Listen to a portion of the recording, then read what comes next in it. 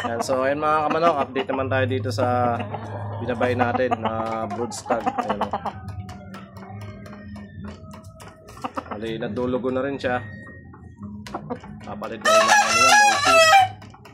Balahibo. Ayan,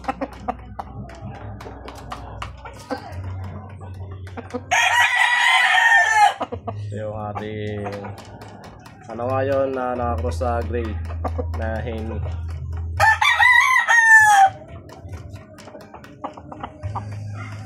Si Inday.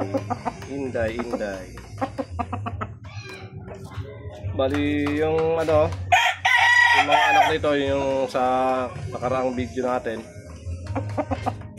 na mga stag, yung mga anak niya na may kalisay gold yun, saka yung regular gray na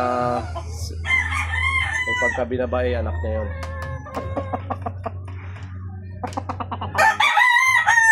Bilog na bilog rin yung katawan nito mga kamanok.